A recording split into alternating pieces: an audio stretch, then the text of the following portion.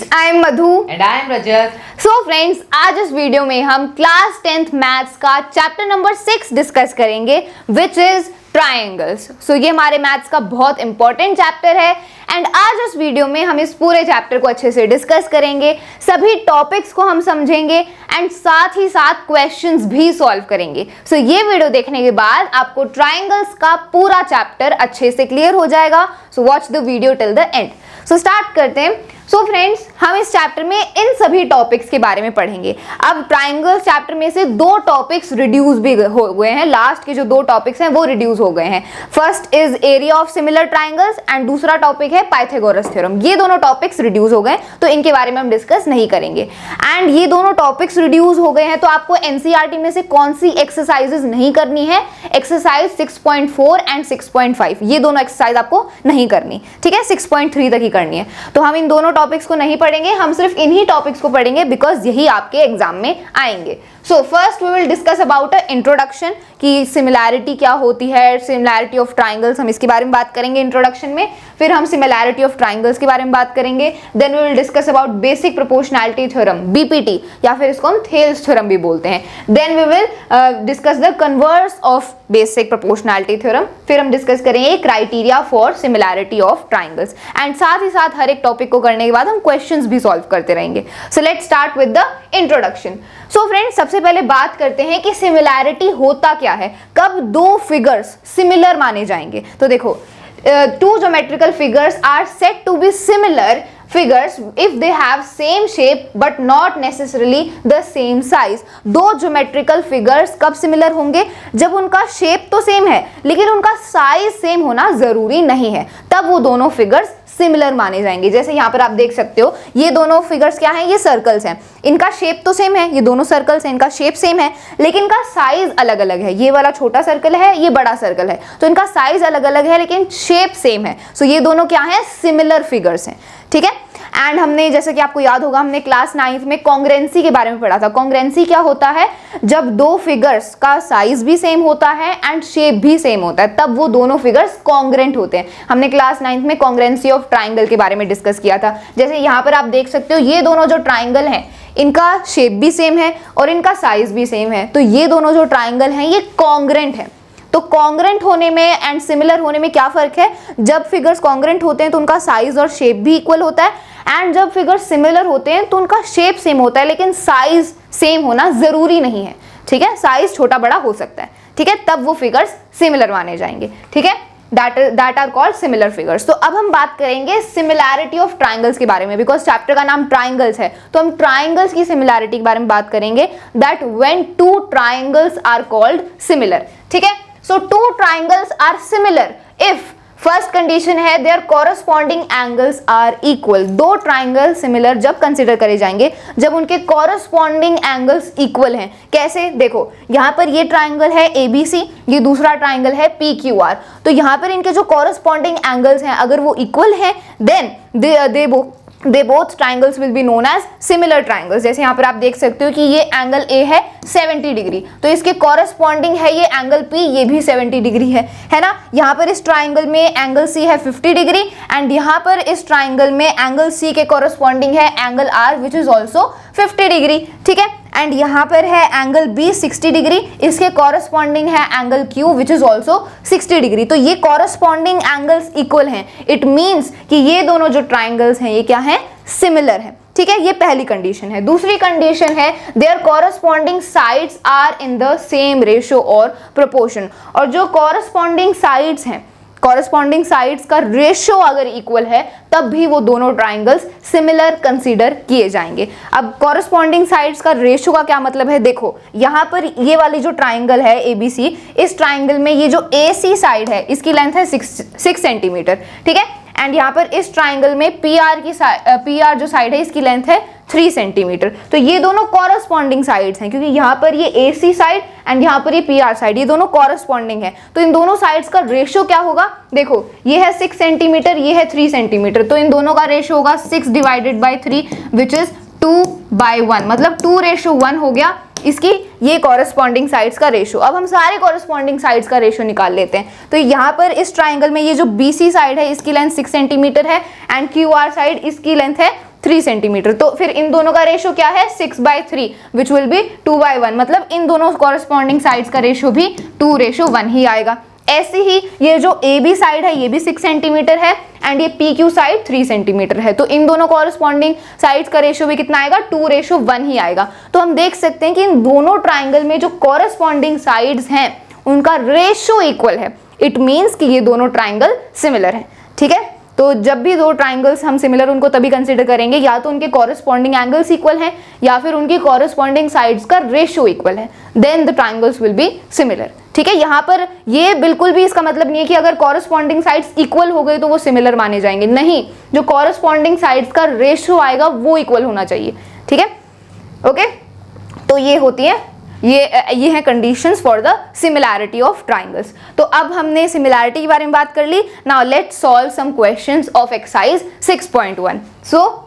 सो friends, अब हम solve करते हैं हमारी पहली एक्सरसाइज विच इज एक्सरसाइज 6.1। तो 6.1 एक्सरसाइज बहुत सिंपल है, इसमें बहुत नॉर्मल से सिंपल इजी से क्वेश्चन दिए गए हैं, फिल इन द ब्लैंक्स हैं, कुछ एग्जाम्पल के क्वेश्चन हैं, स्टेट वेदर के क्वेश्चन हैं। ठीक है, बहुत ईजी है। पहला क्वेश्चन है fill in the blanks using the correct word given in the brackets. तो यहाँ पे फिल इन द ब्लैंक्स का क्वेश्चन है। पहला पार्ट है इसका all circles are dash, option है आपके कॉन्ग्रेंट या फिर सिमिलर, यानी कि सारे सर्कल्स क्या हैं, वो कॉन्ग्रेंट है या फिर वो सिमिलर है। हम जानते हैं कि देखो एक सर्कल छोटा भी हो सकता है, दूसरा सर्कल बड़ा हो सकता है, लेकिन है तो वो सर्कल ही ना। ये देखो यहाँ पे मैं आपको एक्सप्लेन करता हूँ। मान लो कि ये एक सर्कल है और ये हमारा दूसरा सर्कल है। अब आप मुझे ये बताओ कि जो दोनों सर्कल्स हैं इनका साइज क्या सेम है? नहीं, साइज तो डिफरेंट है, ये छोटा है ये बड़ा है। क्या इनका जो मतलब शेप है वो सेम है? हाँ, इनका जो शेप है वो सेम है। ये भी एक सर्कल है, ये भी एक सर्कल है, ये सर्कल ये दोनों है ना, ये स्क्वायर तो नहीं है ना, तो दोनों सर्कल हैं, यानी कि ये दोनों सिमिलर फिगर्स हैं। सिमिलर फिगर्स क्या होते हैं? जिनका जो मतलब जो शेप है वो सेम हो, साइज डिफरेंट हो सकता है लेकिन शेप सेम हो। और कॉन्ग्रेंट फिगर्स क्या होते हैं? जिनका शेप भी सेम हो और जिनका साइज भी सेम हो। सो ये कॉन्ग्रेंट नहीं है क्योंकि इनका साइज डिफरेंट है, लेकिन इनका शेप सेम है, इसीलिए ये सिमिलर फिगर्स हैं। ठीक है, इसका आंसर है सिमिलर। अब अगला पार्ट रीड करते हैं।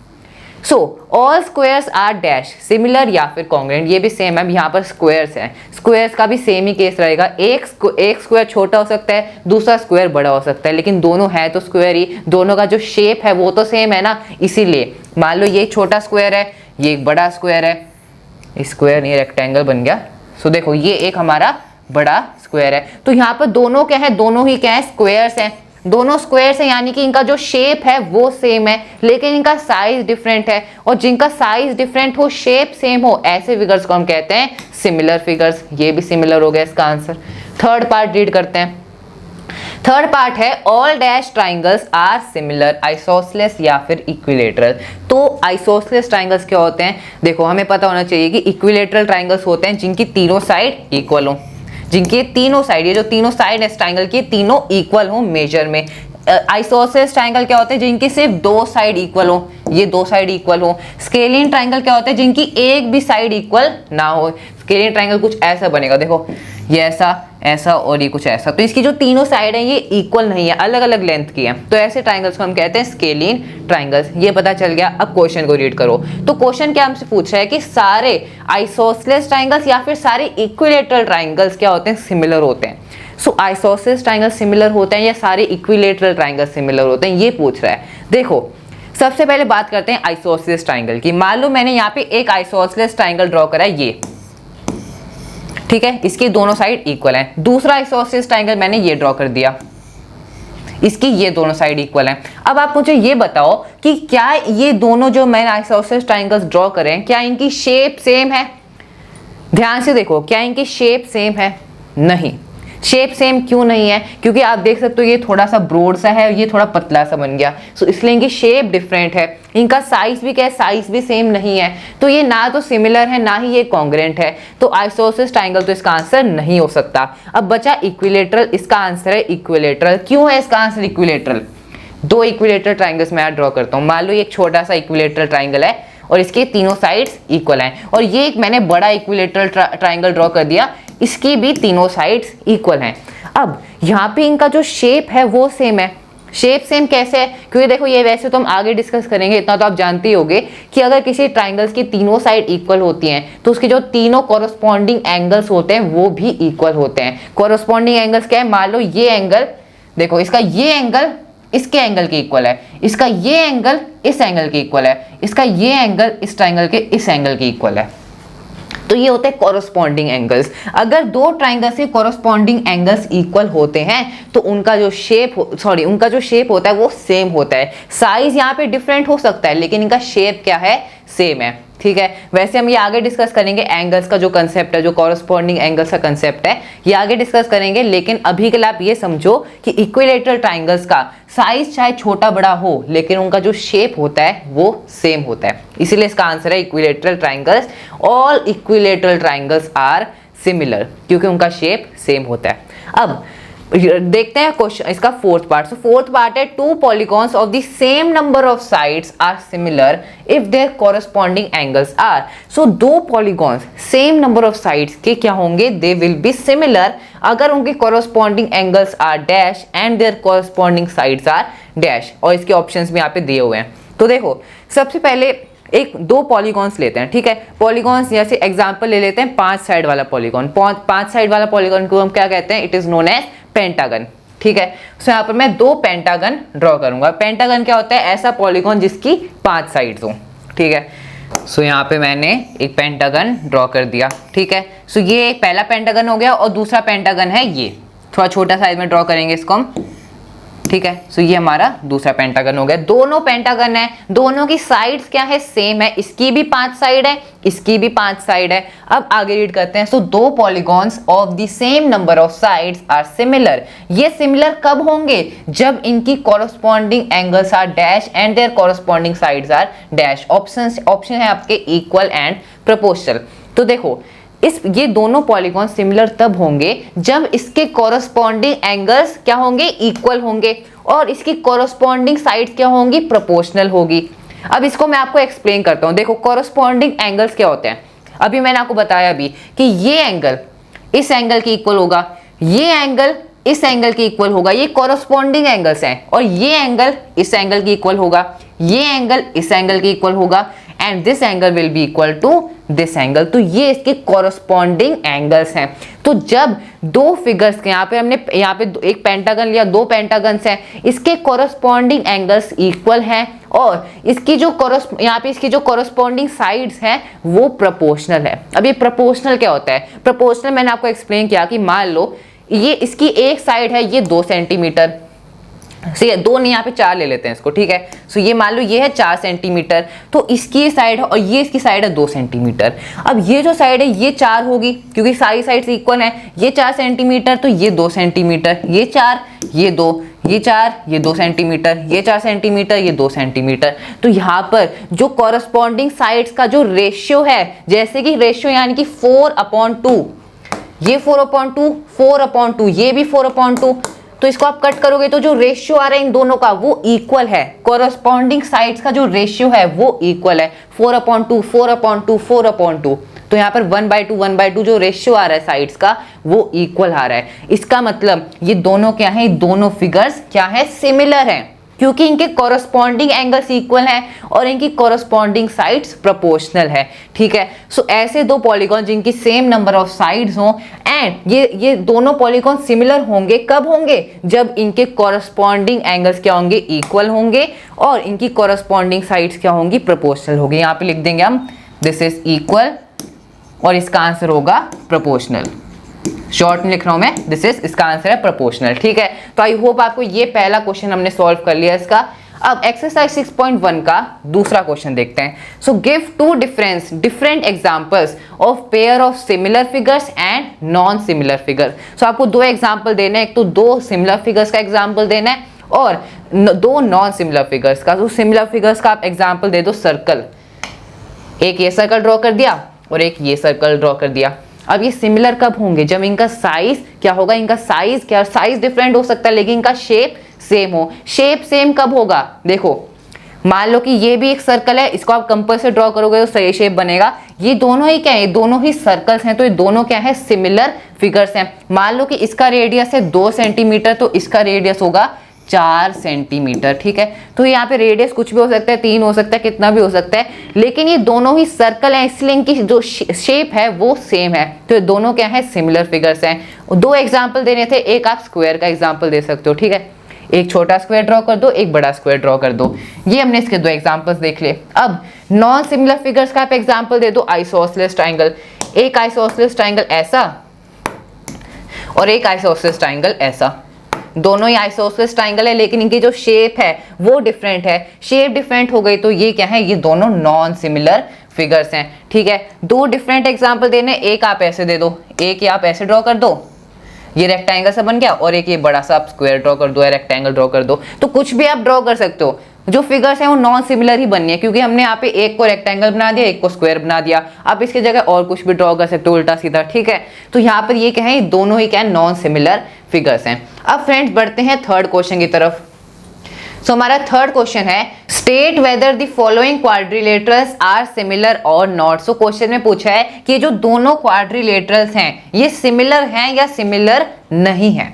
अब फ्रेंड्स आप मुझे ये बताओ कि 2 फिगर्स सिमिलर कब होते हैं, जब उनके कॉरस्पॉन्डिंग एंगल्स इक्वल हो, कॉरस्पॉन्डिंग एंगल्स इक्वल हो और उनकी कॉरस्पॉन्डिंग साइड्स प्रोपोर्शनल हो। यह भी हमने 4th पार्ट में डिस्कस किया कि दो जो फिगर्स गिवन है आपको वो सिमिलर कब होंगे, जब उनके कॉरस्पॉन्डिंग एंगल्स इक्वल हो और कॉरस्पॉन्डिंग साइड्स प्रोपोर्शनल हो। अब हमें यहाँ पे क्या बताना है कि इनकी जो साइड्स हैं और जो एंगल्स हैं वो इक्वल या प्रोपोर्शनल है या नहीं है। तो देखो कैसे करेंगे, सबसे पहले हम बात करते हैं साइड्स की, कि जो साइड्स हैं, जो कॉरस्पॉन्डिंग साइड्स हैं वो प्रोपोर्शनल है या नहीं है, वो देखते हैं। तो पहली साइड लेते हैं हम PS, ये साइड और ये साइड। सो फ्रेंड्स देखो हम यहाँ पे देख सकते हैं कि इन दोनों साइड्स का रेशियो क्या आएगा, रेशियो आएगा देखो SP अपॉन AD। सो SP अपॉन AD रेशियो क्या आएगा, SP है हमारा 1.5 सेंटीमीटर, 1.5 सेंटीमीटर, और AD है हमारा 3 सेंटीमीटर। ये आपका क्या, AD, सॉरी D है ये। ठीक है, सो AD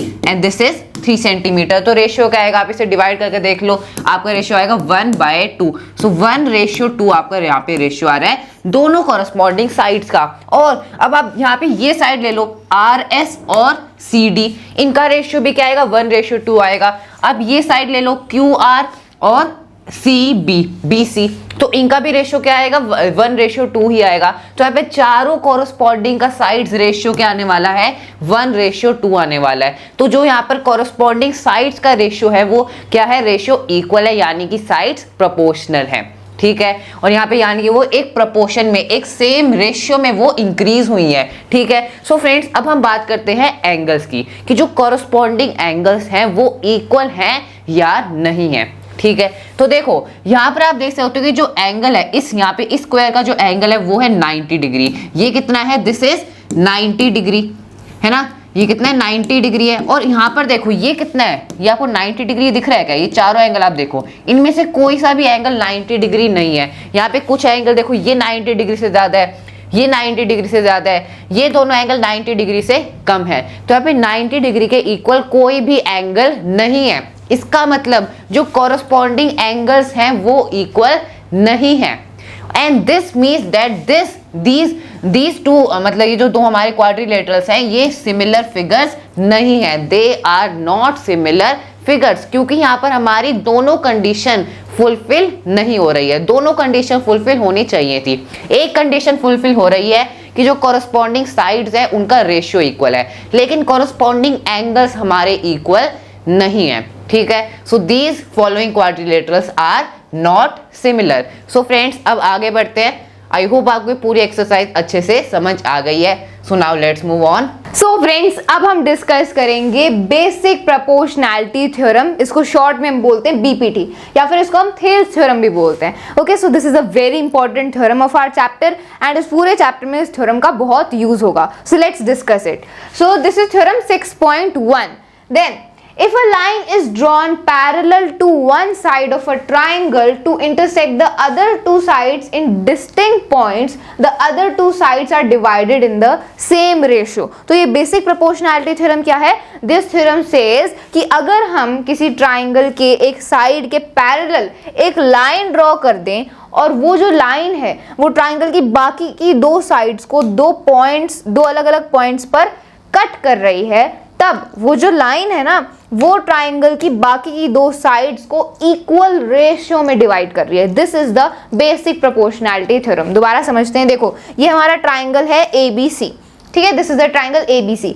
अब इस ट्राइंगल में ये वाली जो हमारी साइड है BC, इस BC साइड के पैरेलल मैंने यहाँ पर ये ऐसे लाइन ड्रॉ कर दी, ठीक है, ये लाइन ड्रॉ कर दी। अब ये जो लाइन मैंने ड्रॉ करी है BC के पैरेलल, ये वाली लाइन ट्राइंगल की इन दोनों साइड्स को 2 पॉइंट पर कट कर रही है। यहाँ पर इस साइड को इस पॉइंट पर कट कर रही है, इस पॉइंट को हम नाम दे देते हैं, let's say this is point M, and यहाँ पर ये इस लाइन को कट कर रही है, सो यहाँ पर इस पॉइंट को नाम दे देते हैं N, ठीक है। So this line is intersecting the other two sides of the triangle at two distinct points M and N। तो अब ये जो लाइन है ये इन दोनों साइड्स को इक्वल रेशियो में डिवाइड कर रही है। इक्वल रेशियो में डिवाइड करने का मतलब है कि ये यहाँ पर इस लाइन ने इस पूरी साइड को 2 साइड में डिवाइड कर दिया, AM और MB में, ठीक है। तो AM और MB का जो रेशियो होगा ना वो किसके इक्वल होगा, AN और NC के रेशियो के इक्वल होगा, ठीक है। ये वाली जो लाइन मैंने ड्रॉ करी है BC के पैरेलल, इस लाइन ने क्या किया है, AB और AC इन दोनों साइड्स को, ट्राइंगल की इन 2 साइड्स को 2 साइड्स में डिवाइड कर दिया है, कौन, और 2 पॉइंट्स पर इंटरसेक्ट भी किया है, point M and N, and ये जो साइड है ये 2 साइड में डिवाइड हो गई हैं, AM और MB, AN एंड NC। तो अब AM और MB का जो रेशियो आएगा वो किसके इक्वल है, AN NC के रेशियो के इक्वल होगा। मतलब इन दोनों साइड का जो रेशियो है it will be equal to the ratio of that both sides. यही आपकी बेसिक प्रोपोर्शनैलिटी थ्योरम है, ठीक है। तो यहाँ पर एग्जांपल से समझते हैं। मान लो कि ये वाली जो लाइन है इसने AB साइड को 3:8 के रेशियो में डिवाइड कर दिया। इन दोनों का जो रेशियो क्या है वो 3:8 है। तो ये वाली जो लाइन है इसने इस साइड को भी 3:8 के रेशियो में ही डिवाइड किया है, ठीक है। तो दोनों का जो रेशियो आएगा, इन दोनों का रेशियो और इन दोनों का रेशियो, ये इक्वल होगा। यही हमारी बेसिक प्रोपोर्शनैलिटी थ्योरम है। So if a line is drawn parallel to one side of a triangle, इसके हमने ये पैरेलल ड्रॉ करी है, इस साइड के हमने पैरेलल ड्रॉ कर दी है लाइन, तब इस लाइन ने क्या किया है, to intersect the other 2 sides in distinct points, और इस लाइन ने इन दोनों साइड्स को 2 डिस्टिंक्ट पॉइंट पर कट भी कर दिया। The other 2 sides are divided in the same ratio. तो ये जो डिवाइड हुई है ना दोनों साइड्स, ये सेम रेशियो में डिवाइड हुई हैं। ये आपकी बेसिक प्रोपोर्शनैलिटी थ्योरम है। तो अगर मान लो मैंने कोई लाइन ड्रॉ करी इस AC साइड के पैरेलल, मान लो ऐसे ये मैंने लाइन ड्रॉ कर दी और ये वाली जो लाइन है ये AC साइड के पैरेलल है, तो अब इस लाइन ने क्या किया है, AB और BC इन दोनों साइड्स को इक्वल रेशियो में डिवाइड कर दिया। मान लो इसका रेशियो 3:8 है तो इसका रेशियो भी 3:8 ही होगा, ठीक है। कोई भी साइड हो सकती है, अगर ट्राइंगल के किसी भी साइड के पैरेलल हम कोई लाइन ड्रॉ करें तो बाकी की जो दूसरी साइड्स होंगी वो दोनों इक्वल रेशियो में डिवाइड होगी। ये आपको क्लियर होना चाहिए, ठीक है।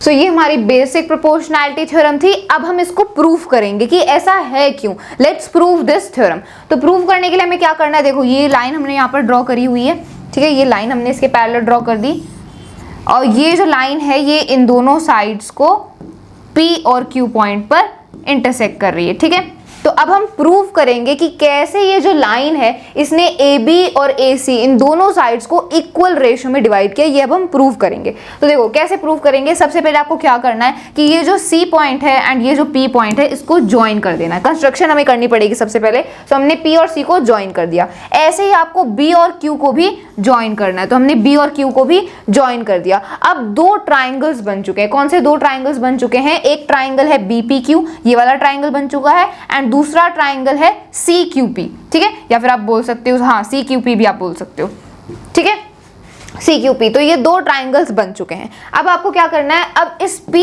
पॉइंट से परपेंडिकुलर यहाँ पर ड्रॉ करना है, इस साइड पर AQ पर। तो P से परपेंडिकुलर एक लाइन यहाँ पर आपने ये ड्रॉ कर ली, ठीक है, ये परपेंडिकुलर ड्रॉ कर लिया यहाँ से। ऐसे ही ये जो Q पॉइंट है इससे आपको एक परपेंडिकुलर ड्रॉ करना है ऑन द साइड AP, ठीक है। तो सेम इससे भी परपेंडिकुलर ड्रॉ कर देंगे। तो ये परपेंडिकुलर सीधा ड्रॉ कर दिया, 1 मिनट, ठीक है। सो दिस विल बी ये परपेंडिकुलर, एंड यहाँ पर इस Q पॉइंट से भी यहाँ पर हमने ये परपेंडिकुलर ड्रॉ कर दिया। इस पॉइंट को हम नाम दे देते हैं M एंड इस पॉइंट को नाम दे देते हैं N, ठीक है। ये परपेंडिकुलर हमने ड्रॉ कर दिए। अब आपको क्या करना है, अब यहाँ पर देखो ये जो ट्राइंगल BPQ है, BPQ एंड ये वाला जो ट्राइंगल है CQP, इन दोनों ट्राइंगल का जो एरिया है वो इक्वल होगा या नहीं। देखो ये दोनों ट्राइंगल्स हैं, इनका एरिया इक्वल होगा या नहीं। देखो हमें पता है कि ये दोनों जो ट्राइंगल हैं BPQ एंड CQP, ये दोनों ट्राइंगल एक सेम बेस पर हैं, सेम बेस पर हैं। कैसे? PQ, ये जो PQ है ये इन दोनों ट्राइंगल्स में आ रहा है, BPQ में भी आ रहा है एंड CQP, इन दोनों ट्राइंगल में ये वाली साइड आ रही है। तो ये दोनों जो ट्राइंगल हैं ये सेम बेस पर हैं। एंड ऑल्सो ये दोनों जो ट्राइंगल है ये दो पैरेलल लाइंस के बीच में, हमें पता है कि ये जो लाइन है हमारी PQ एंड ये जो लाइन है BC, ये आपस में पैरेलल है। तो ये दोनों जो ट्राइंगल्स हैं वो पैरेलल लाइन के बीच में है। तो ये हम पढ़ चुके हैं कि जब भी पैरेलल लाइंस के बीच में होते हैं दो ट्राइंगल एंड वो सेम बेस पर होते हैं, इट मीन्स उन दोनों ट्राइंगल का जो एरिया है वो इक्वल है। तो यहां से हम लिख सकते हैं that area of triangle BPQ is equal to area of triangle CQP। ठीक है, ठीक है, तो ये हमने यहां से लिख दिया। तो इन दोनों ट्राइंगल का एरिया इक्वल है। अब अगर इन दोनों ट्राइंगल के एरिया को मैं एरिया ऑफ ट्राइंगल APQ से डिवाइड कर दूं तो कोई फर्क तो पड़ेगा नहीं, बिकॉज ये यहाँ पर एक और ट्राइंगल बन रहा है APQ। तो अगर इस ट्राइंगल के एरिया को मैं इन दोनों ट्राइंगल के एरिया से डिवाइड कर दूं तो कोई भी डिफरेंस नहीं आएगा। So let's divide it. So अब हम क्या करेंगे, इन दोनों ट्राइंगल के एरिया को हम ट्राइंगल APQ के एरिया से डिवाइड कर देंगे। ठीक है, सो ये हमने इस ट्राइंगल के एरिया से इसको डिवाइड कर दिया। ठीक है, अब इन ट्राइंगल्स का एरिया होगा क्या ये हम लिखते हैं। तो ट्राइंगल का एरिया हम कैसे निकालते हैं, half into base into height, ये फॉर्मूला होता है। तो अब हम इसको लिखते हैं यहाँ पर। So let's write it. So half into base into height. तो सबसे पहले देखते हैं कि BPQ ट्राइंगल का एरिया क्या होगा। तो देखो ये जो BPQ ये वाला जो ट्राइंगल है, इसमें बेस क्या होगा, इसमें बेस हमें यहाँ पर हमें PQ को बेस लेना चाहिए या फिर BP को बेस लेना चाहिए। क्या बेस हम लेंगे यहाँ पर हमें BP को बेस लेना चाहिए। BP को क्यों बेस लेना है, बिकॉज हमें प्रूव ही करना है। हमें प्रूव क्या करना है, हमें प्रूव करना है कि AP और BP का जो रेशियो है वो AQ और QC के रेशियो के इक्वल है। तो हमें प्रूव क्या करना है, मैं यहाँ पर ऊपर लिख देती हूँ। हमें प्रूव करना है that AP by BP is equal to AQ divided by CQ। ये हमें प्रूव करना है कि इन दोनों का जो रेशियो है वो इन दोनों के रेशियो के इक्वल है। तो ये हमें प्रूव करना है। तो देखो प्रूव करने में यहाँ पर हमें BP चाहिए, तो हमें BP की जरूरत पड़ेगी। इसलिए यहाँ पर इस ट्राइंगल में हम बेस किसको मानेंगे, BP को ही बेस मानेंगे। तो ये जो ट्राइंगल BPQ है इसमें हमने BP को बेस मान लिया। तो अगर BP बेस है तो हाइट क्या होगा, हाइट क्या होता है, देखो हाइट होता है perpendicular to the base. Base के परपेंडिकुलर जो लाइन बनती है वो हाइट होती है। तो यहाँ पर ये BP बेस है एंड ये जो QM है ये हाइट बनेगी यहाँ पर, बिकॉज ये हमने परपेंडिकुलर ड्रॉ करी थी। So this will be the height. तो ऐसे एरिया BPQ का फॉर्मूला क्या, यहाँ पर जो BPQ है उसका एरिया क्या हो जाएगा, it will be half into base. Base क्या है, बेस हमने माना है BP। So half into base into height. Height क्या है, हाइट हमने मानी QM। So height is QM। तो ये हो गया BPQ ट्राइंगल का एरिया। ऐसे ही अब इसको हम डिवाइड किससे करेंगे, इसको हम डिवाइड करेंगे APQ के एरिया से। ये हम बाद में बात करते हैं। तो सबसे पहले हम CQP के एरिया निकालते हैं। तो अब हम CPQ ट्राइंगल का एरिया निकालते हैं। तो ये जो ट्राइंगल है CPQ, इसका एरिया क्या होगा, देखो इसमें भी हमें बेस और हाइट की जरूरत पड़ेगी। तो बेस हम किसको मानेंगे, CQ को बेस मानेंगे, बिकॉज यहाँ पर देखो हमें CQ की जरूरत है। जो हमें प्रूव करना है इसमें हमें CQ की जरूरत है, इसलिए हम यहाँ पर इसको CQ को ही बेस मानेंगे। So this will be half into base. Base हमने मान लिया CQ, और अगर CQ बेस है तो फिर हाइट क्या होगी, देखो हाइट यहाँ पर बेस के परपेंडिकुलर जो लाइन होती है, तो CQ बेस है, इसके परपेंडिकुलर ये लाइन हमने ड्रॉ करी PN। सो PN हो जाएगा हाइट, PN हो जाएगी हाइट। ओके, अब हम क्या करेंगे, इसको डिवाइड करेंगे। इन दोनों ट्राइंगल के एरिया को हम किससे डिवाइड करेंगे, APQ ट्राइंगल के एरिया से डिवाइड करेंगे। तो अब APQ ट्राइंगल देखो, ये है APQ ट्राइंगल, इसका एरिया भी कैसे निकालेंगे हम, half into base into height, इसी फॉर्मूला से निकालेंगे। तो बेस आप AP को भी मान सकते हो, AQ को भी मान सकते हो, ठीक है, बिकॉज इसको भी मानोगे तो फिर ये वाली हाइट हो जाएगी QM, इसको बेस मानोगे तो QM हाइट हो जाएगी, एंड AQ को बेस मानोगे तो PN हाइट हो जाएगी। तो आप कोई सा भी बेस मान सकते हो, कोई सा भी हाइट ले सकते हो, एरिया आपका सेम ही आएगा। ठीक है, you can assume AP as the base, तो फिर QN हाइट हो जाएगी, और अगर आपने AQ को बेस माना तो PN हाइट हो जाएगी। तो अब हमें क्या बेस लेना चाहिए, क्या हाइट लेनी चाहिए, तो ये हम देखते हैं। तो तो देखो यहाँ पर जब हम इस BPQ को यहाँ पर इस एरिया APQ से डिवाइड करेंगे, तो इस ट्राइंगल से डिवाइड करेंगे, तो हमें AP बेस लेना चाहिए। AP बेस लेना चाहिए तो QM हाइट हो जाएगी, एंड QM अगर हाइट हो जाएगी तो फिर QM से QM कैंसिल हो जाएगा। तो यहाँ पर QM से QM कैंसिल हो रहा है, इसीलिए हम क्या करेंगे, जो APQ ट्राइंगल है इसका एरिया निकालने के लिए हम AP को बेस लेंगे और QM हाइट हो जाएगी। सो यहाँ पर लिख लेते हैं। So area of triangle APQ हो जाएगा हाफ इंटू बेस। बेस हमने क्या ले लिया, AP हमने बेस ले लिया। सो AP बेस लेने के बाद क्या होगा, QM हाइट हो जाएगी।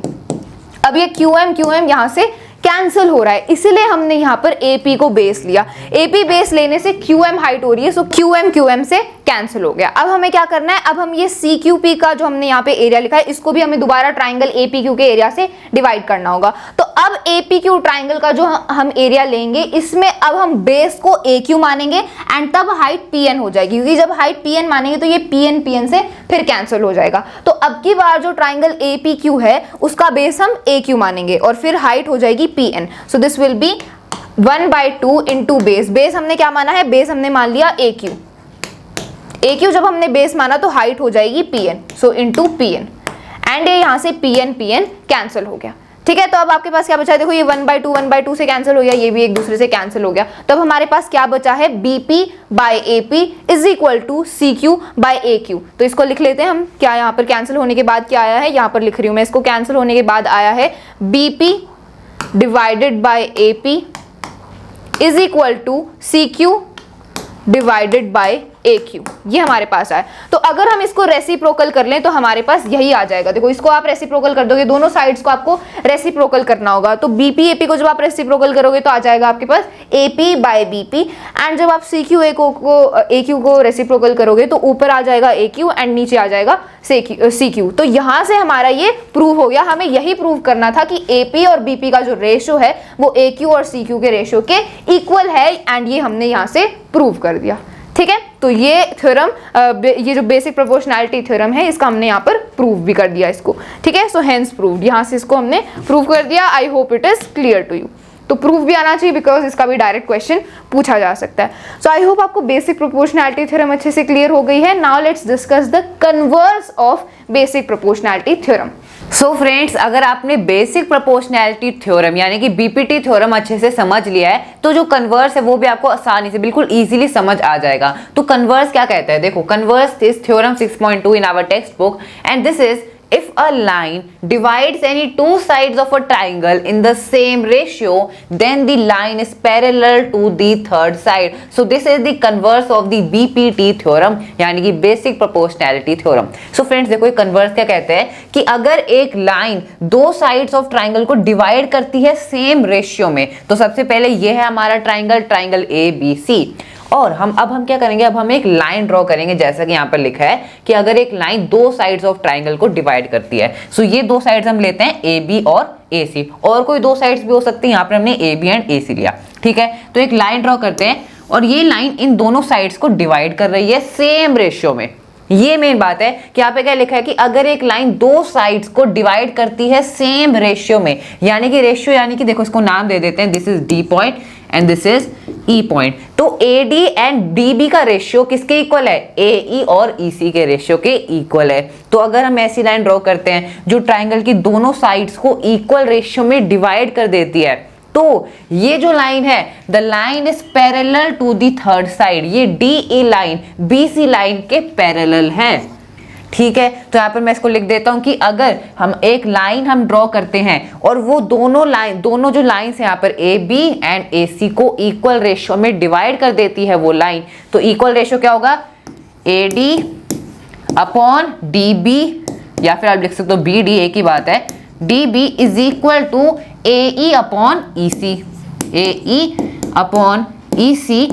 तो यहाँ पर जो रेशियो है साइड्स का वो इक्वल है। तो यहाँ पर क्या लिखा गया, अगर ये लाइन जो दोनों लाइंस को डिवाइड कर रही है in equal ratio, then the line is parallel to the third side. इसका क्या मतलब है, इसका मतलब है कि DE BC के पैरेलल है, D is parallel to BC। ठीक है, ये है हमारा converse of the basic proportionality theorem. ठीक है, तो यहाँ पर उल्टा कहा जा रहा है। BPT थ्योरम में क्या था कि अगर हम एक लाइन ड्रॉ करते हैं parallel to the third side, तो ये लाइन इन दोनों लाइंस को, फर्स्ट और सेकंड लाइन को इक्वल रेशियो में डिवाइड कर देती है। अब यहाँ पे हमें पहले ही बता दिया कि अगर एक लाइन इक्वल रेशियो में डिवाइड कर रही है तो जो लाइन है वो उसके पैरेलल होगी। बात तो सेम ही है, बस उल्टे ढंग से हमें बताया गया है, ठीक है। तो बहुत इजी है यहाँ पर, अगर आपको बीपीटी समझ आ गया है तो आप इसको भी बहुत इजीली समझ सकते हो, ठीक है। अब फ्रेंड्स हम आगे बढ़ते हैं और एक क्वेश्चन सॉल्व करते हैं बीपीटी थ्योरम पर, ठीक है।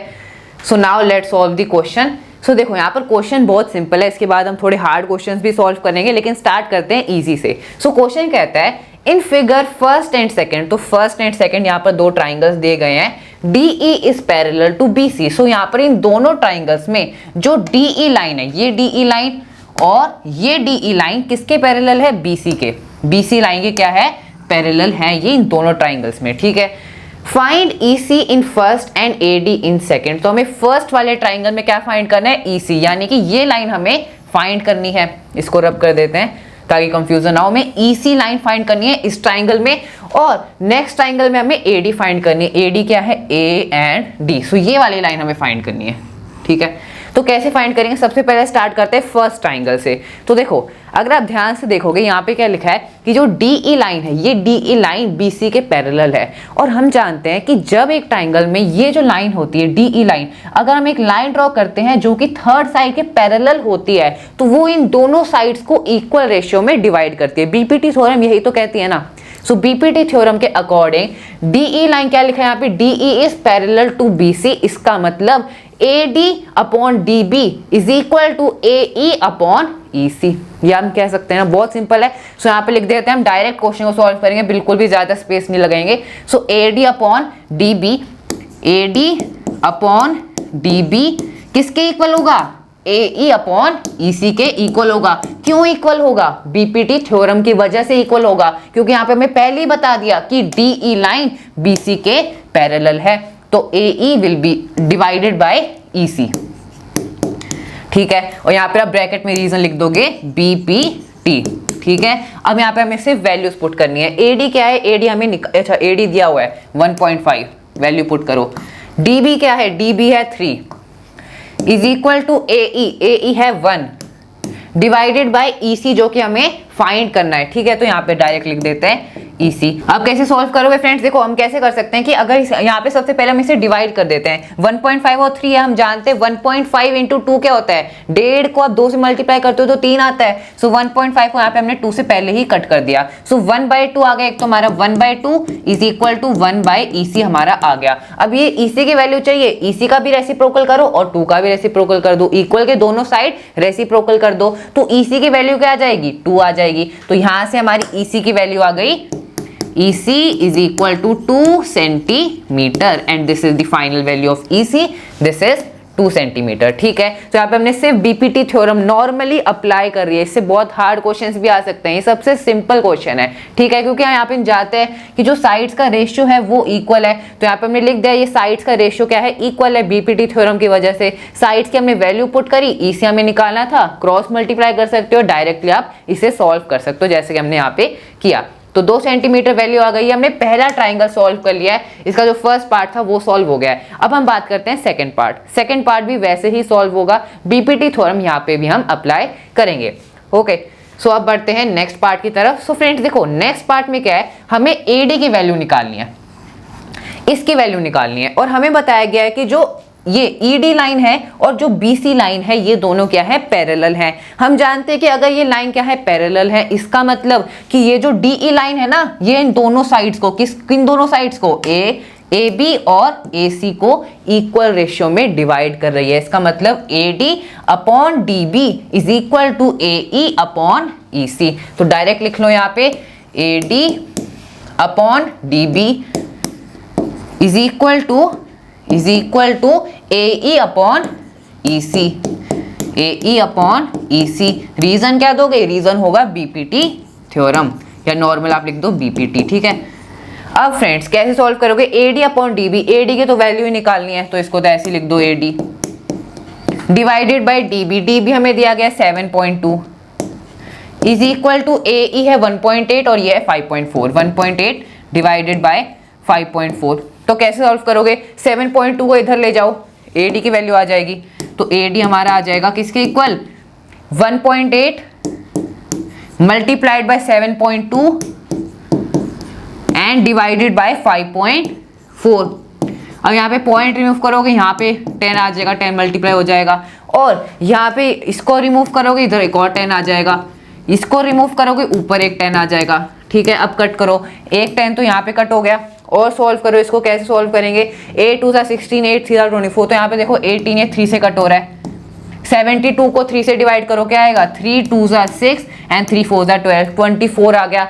24 डिवाइडेड बाय 10, 24 डिवाइडेड बाय 10 क्या होता है, 2.4 होता है ना, तो यहाँ पे हम इसको रब कर देते हैं। कैलकुलेशन बहुत सिंपल है, 24 डिवाइडेड बाय 10 इसको लिख लो इज इक्वल टू 2.4 सेंटीमीटर। तो ये है आपका फाइनल आंसर, AD की वैल्यू है 2.4 सेंटीमीटर। यहाँ पे लिख देते हैं 2.4 सेंटीमीटर। बहुत इजी क्वेश्चन है। तो यहाँ पे हमने दोनों पार्ट्स को सॉल्व कर दिया, सिंपल हमने बीपीटी थ्योरम अप्लाई करी एंड क्वेश्चंस को सॉल्व करा।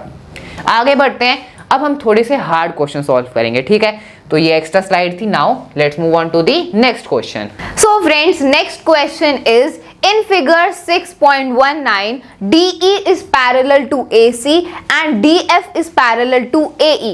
Prove that BF and BF by FE is equal to BE by EC। तो हमें ये प्रूव करना है। देखो ये हमें फिगर गिवन है, इस फिगर में हमें बताया है कि जो DE है वो AC के पैरेलल है, मतलब ये DE ये वाली जो लाइन है ये AC के पैरेलल है। These both lines are parallel to each other. और हमें क्या बोला कि DF और AE भी पैरेलल है। DF क्या है, ये वाली line, this line is DF। ये किसके पैरेलल है, ये AE के पैरेलल है। तो ये दोनों लाइंस पैरेलल है एंड ये दोनों लाइंस पैरेलल है एक दूसरे के। ठीक है, हमें प्रूव क्या करना है कि BF और FE का जो रेशियो है वो BE और EC के रेशियो के इक्वल है। मतलब हमें सिंपल इसे प्रूव करना है that BF by FE is equal to BE by EC। तो अब देखो BF और FE क्या है, तो देखो this is BF and this is FE। इस BF FE इन दोनों का जो रेशियो है वो किसके इक्वल है, BE और EC के। तो BE ये है एंड EC ये है। तो हमें प्रूव करना है कि BF और FE का जो रेशियो है वो BE और EC के रेशियो के इक्वल है, ये हमें प्रूव करना है। सो स्टार्ट करते हैं। तो देखो यहाँ पर क्या है, यहाँ पर ट्राइंगल बन रहा है, triangle ABC। So in triangle ABC, यहाँ पर मैं लिखती हूँ इन ट्राइंगल ABC। तो अगर हम ABC ट्राइंगल में देखें तो ABC ट्राइंगल में ये जो DE साइड है ये AC साइड के पैरेलल है। ये हमें क्वेश्चन में बताया हुआ है कि जो AC साइड है वो DE साइड के पैरेलल है। So this is parallel to this. And हमने बीपीटी थ्योरम में ये डिस्कस किया था, बेसिक प्रोपोर्शनैलिटी थ्योरम में ये डिस्कस किया था कि जब भी किसी ट्राइंगल के एक साइड के पैरेलल हम कोई लाइन ड्रॉ करते हैं तो वो जो लाइन होती है वो बाकी की दो साइड्स को इक्वल रेशियो में डिवाइड कर दी है। ये हमने पढ़ा था। तो देखो ABC ट्राइंगल है, ABC ट्राइंगल में ये जो AC साइड है इसके पैरेलल है ये वाली लाइन DE। तो ये जो लाइन DE है ये इन ट्राइंगल की इन दोनों साइड्स को इक्वल रेशियो में डिवाइड कर रही है। इसका मतलब ये जो DE साइड है इसने AB और BC इन दोनों साइड्स को इक्वल रेशियो में डिवाइड किया। मतलब जो BD और AD का जो रेशियो है वो BE और EC के रेशियो के इक्वल है। सो यहां से हम लिख सकते हैं इन ट्राइंगल, सबसे पहले आपको स्टेटमेंट क्या लिखनी है, in triangle ABC DE is parallel to, DE किसके पैरेलल है, DE AC के पैरेलल है। So according to the BPT theorem हम बोल सकते हैं कि BD और DA का जो रेशियो है वो BE और EC के रेशियो के इक्वल होगा। सो BD और किसका, DA का जो रेशियो आएगा it will be equal to BE and EC, इन दोनों के रेशियो के इक्वल होगा। ठीक है, ये हम बोल सकते हैं। ठीक है, EC BE and EC, this we can say according to the BPT theorem। ठीक है, according to the BPT theorem।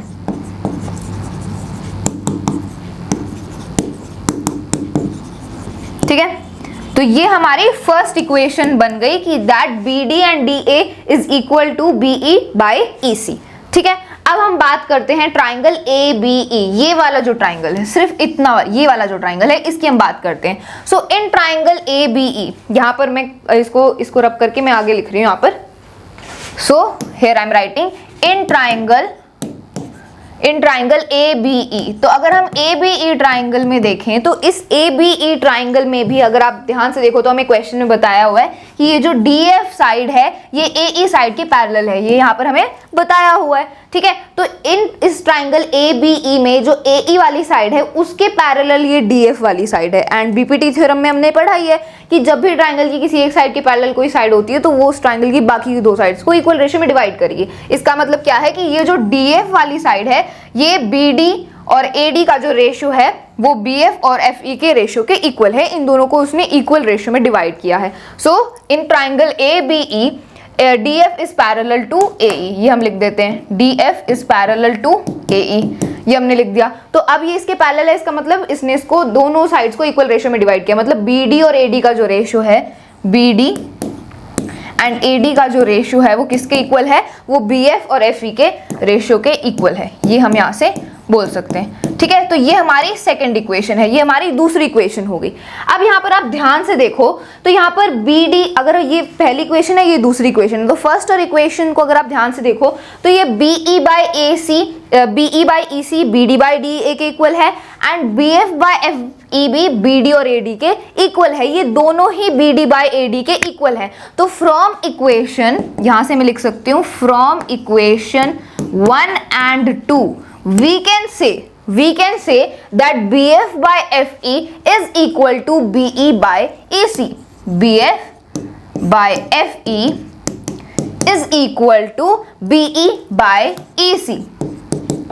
ये यहाँ से मैं कंक्लूड कर सकती हूँ क्योंकि आप यहाँ पर देख सकते हो कि BF बाई FE भी BD बाई AD के इक्वल है एंड BE बाई EC भी BD बाई AD के इक्वल है। ये दोनों जो हैं ये BD बाई AD के इक्वल हैं एंड जब दो चीजें सेम चीज के इक्वल होती हैं तो वो आपस में भी इक्वल होती हैं। इसका मतलब क्या है कि BE by EC is equal to BF by FE। तो ये लिख दिया एंड यही हमें प्रूव करना था। यहाँ पर आप पढ़ो, हमें यही तो प्रूव करना था कि BF बाई FE किसके इक्वल है, BE बाई EC के इक्वल है। So here we will write hence proved and ये हमने यहाँ से प्रूव कर दिया। तो ये तो बहुत इजी क्वेश्चन था, इसमें बस हमें बीपीटी थ्योरम का ही यूज करना था। दो ट्राइंगल्स में यहाँ पर इसका बीपीटी थ्योरम का यूज हुआ एंड फिर हमने इसको प्रूव कर दिया, ठीक है। I hope it is clear to you, you can note it down if you want. So now let's move on to the next question. So friends, हमारा नेक्स्ट क्वेश्चन है question number second. In figure ABC are points on OP, OQ and OR respectively such that AB parallel to PQ and AC parallel to PR. Show that BC is parallel to QR. तो देखो friends, यहाँ पर हमें क्या दिया गया है कि ABC क्या है, पॉइंट्स हैं OP, OK और OR पर, यानी कि एक इस पर पॉइंट है OP पे। सो OP क्या है, ये OP है, इस पर ये पॉइंट है A। और क्या बोला है कि B किस पे पॉइंट है, OQ पे। सो OQ का ये OQ है, इस पे पॉइंट B है एंड OR पे पॉइंट C है। तो ये तीन पॉइंट्स है ABC on these lines respectively. अब हमसे क्या पूछा है, हमें प्रूव करना है, we have to show that BC is parallel to QR। BC का है, ये रही BC is parallel to QR, QR ये रहा। सो हमें इन दोनों लाइंस को पैरेलल प्रूफ करना है। कैसे प्रूफ करेंगे, बहुत इजी क्वेश्चन है, बहुत लॉजिक वाला क्वेश्चन है। मैं आपको समझाता हूँ। देखो, सबसे पहले हम क्या करने वाले हैं, हमें क्या बताया गया है। सबसे पहली बात बताइए कि AB is parallel to PQ। जो AB लाइन है ना, देखो इसको रब कर देते हैं। हमारी जो AB लाइन है, ये वाली लाइन, ये किसके पैरेलल है, PQ के पैरेलल है। ये PQ इसके पैरेलल है। अब फ्रेंड्स ध्यान लगाओ, हमने क्या पढ़ा था कि बीपीटी थ्योरम क्या कहती है कि अगर किसी ट्राइंगल में दो लाइंस पैरेलल होती हैं तो उसकी जो दो साइड्स होती हैं उनका रेशियो इक्वल होता है। अब यहाँ पर ट्राइंगल कहाँ पे है, सो ट्राइंगल ढूंढो। ये दो लाइंस है तो ये हमारा बेस होगा, PQ हमारा बेस होगा। तो ट्राइंगल ये रहा हमारा, ये रहा हमारा ट्राइंगल। ट्राइंगल है POQ या फिर आप कह सकते हो QOP। So in triangle QOP, in triangle QOP, क्या है ट्राइंगल QOP में हमें बताया गया कि AB is parallel to PQ। AB is parallel to PQ। Reason क्या है, गिवन है क्वेश्चन में। अब फ्रेंड्स आप देखो, AB पैरेलल है PQ के, तो यहाँ पर रेशियो क्या बनेगा, रेशियो होगा OA एंड AP और OB एंड BQ का रेशियो क्या होगा, इक्वल होगा। सो यहाँ से हम लिख सकते हैं OA upon AP is equal to OB upon BQ, OB upon BQ। Reason क्या है इसका, बीपीटी थ्योरम, बीपीटी, ठीक है, बेसिक प्रोपोर्शनैलिटी थ्योरम। अब फ्रेंड्स देखो, यहां से हमने ये प्रूफ कर दिया, इसको नाम दे दो इक्वेशन नंबर 1। ये है हमारी इक्वेशन नंबर 1। अब आगे क्वेश्चन को रीड करो। यहाँ पे एक और चीज बोली है कि AC पैरेलल है PR के। जो AC लाइन है वो PR के पैरेलल है, तो इसे रब कर दूं मैं। ये ट्राइंगल की बात हो गई। AC कहाँ है, ये रही हमारी AC लाइन, ब्लू कलर से कर लेते हैं। सो ये रही हमारी AC लाइन, किसके पैरेलल है? PR के। PR ढूंढो, ये रही PR लाइन। तो ये दोनों लाइंस पैरेलल हैं, तो हमने वही यहाँ पे BPT थ्योरम यहाँ पे भी अप्लाई होगी, जैसे अभी हमने इस ट्राइंगल में करा, ट्राइंगल QOP में। सो यहाँ पर कौन सा ट्राइंगल बनेगा? ये वाला ट्राइंगल। ध्यान से देखो, अगर ये दो लाइंस पैरेलल है तो PR बेस हो गया, तो दो लाइंस ये रही हमारी OP और OR, तो हमारा ट्राइंगल है POR। आगे लिखते हैं इसको। सो इसको मैं रब करूँ, लिख ही लेते हैं, कोई नहीं। सो इन ट्राइंगल, कौन सा ट्राइंगल है? POR। इन ट्राइंगल POR हमें क्या गिवन है कि AC is parallel to, given AC parallel to PR। यहां पे ब्रैकेट में लिख दो, रीजन क्या है इसका? गिवन है। So by BPT, by basic proportionality theorem, हम ये कह सकते हैं कि OA अपॉन AP का रेशियो इक्वल होगा OC अपॉन CR के। बिल्कुल सिंपल है फ्रेंड्स, यहाँ पे लिख देते हैं इसको। सो इसको ब्लू पेन से लिखते हैं। क्या है हमारा? OA upon AP, OA upon AP is equal to OC upon CR, OC upon CR। Reason क्या है? BPT। अब फ्रेंड्स देखो, ये हमारी हो गई इक्वेशन नंबर 2। अब इक्वेशन नंबर 1 और इक्वेशन नंबर 2 को ध्यान से एब्जॉर्व करो। देखो, ये हमारी इक्वेशन नंबर 2 है, ये इक्वेशन नंबर 1 है। इन दोनों को ध्यान से देखो। तो हम ये जानते हैं कि जब ये, अगर ये इसके भी इक्वल है, ये इसके भी इक्वल है, इसका मतलब कि ये दोनों भी क्या है? आपस में इक्वल है, ये हम जानते हैं। So OB upon BQ will be equal to OC upon CR। तो यहां पे मैं लिख देता हूं इसको, OB upon BQ, OB upon BQ will be equal to, किसके इक्वल होगा? OC अपॉन CR के। तो यहाँ पे इसका रीजन क्या है? From equation 1 and equation number 2 we can conclude that OB upon BQ is equal to OC upon CR। अब इसे डायग्राम में ढूंढो। OB कहाँ है हमारा? देखो इसे रब करते हैं। OB है हमारा, OB is here. So OB upon BQ यानी कि ये वाली line is equal to OC upon CR, OC और अपॉन CR। अब यहां से हमें पता चल रहा है फ्रेंड्स कि देखो, ये जो हमारी साइड थी, इस ट्राइंगल को देखो एक बार ध्यान से, OQR ट्राइंगल को देखो एक बार, इस ट्राइंगल को ध्यान से देखो। ये जो हमारा ट्राइंगल बन रहा है, यहां पर ये जो साइड्स हैं OB और BQ और OC और CR, इनका रेशियो क्या आ गया? इक्वल आ गया, है ना। इस ट्राइंगल के जो साइड्स हैं, इनका रेशियो क्या आ गया? इक्वल आ गया। तो हम ये जानते हैं bye the converse of BPT theorem, अगर किसी ट्राइंगल में उन दोनों साइड्स का रेशियो इक्वल आता है, तो ये जो लाइन पास हो रही है ना, जिसने इस लाइन को दो में डिवाइड करा है, ये लाइन और ये लाइन क्या होंगी? पैरेलल होगी। That line will be parallel to the third side. ठीक है, क्लियर हो गया। यहाँ पे हमने यहाँ पे क्या करा? सबसे पहले ये ट्राइंगल लिया, ये वाला ट्राइंगल लिया, उसके बाद ये वाला ट्राइंगल लिया, और उससे हमारे पास दो यहाँ पे हमारे पास क्या आ गई? इक्वेशंस आ गई। उससे हमारी ये थर्ड इक्वेशन फॉर्म हुई, क्या बनी? OB upon BQ is equal to OC upon CR। और यहाँ पे हमने by converse of the BPT theorem हमने अप्लाई किया, क्योंकि ये जो रेशियोज थे ये इक्वल आ रहे थे। रेशियोज इक्वल आते हैं तो लाइन क्या हो जाती है? पैरेलल हो जाती है। तो यही हमें यहाँ पे प्रूफ करना था कि जो BC लाइन है ये QR के पैरेलल है। तो यहां से हमारा आंसर आ गया। इसको यहां पे मैं लिख रहा हूं, BC is parallel to QR। इसका रीजन क्या दोगे? By converse of BPT theorem.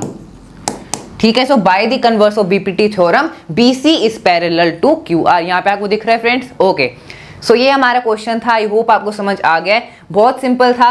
सबसे पहले हमने ट्राइंगल लिया PQO, उसके बाद लिया OPR। दोनों ट्राइंगल से हमारी इक्वेशंस फॉर्म हुई, जो रेशियोज आए, और फिर हमने देखा कि OA अपॉन AP इसके भी इक्वल है और OA अपॉन AP इसके भी इक्वल है, यानी कि ये दोनों भी क्या है? आपस में इक्वल है। और फिर इससे हमें यहाँ पे हमने कन्वर्स ऑफ BPT अप्लाई करा और हमारा आंसर आ गया, hence proved. Okay, so I hope आपको समझ आ गया। अब आगे बढ़ते हैं to the next topic. So friends, अब हम डिस्कस करेंगे criteria for similarity of triangles, कि कब दो ट्राइंगल्स सिमिलर कंसीडर किए जाएंगे, इनके क्या क्या क्राइटेरिया होते हैं। जैसे हमने 9th क्लास में क्राइटेरिया फॉर कॉन्ग्रेंसी पढ़ा था, RHS क्राइटेरिया होता है, SSS क्राइटेरिया, ये हमने कॉन्ग्रेंसी के क्राइटेरियाज पढ़े थे।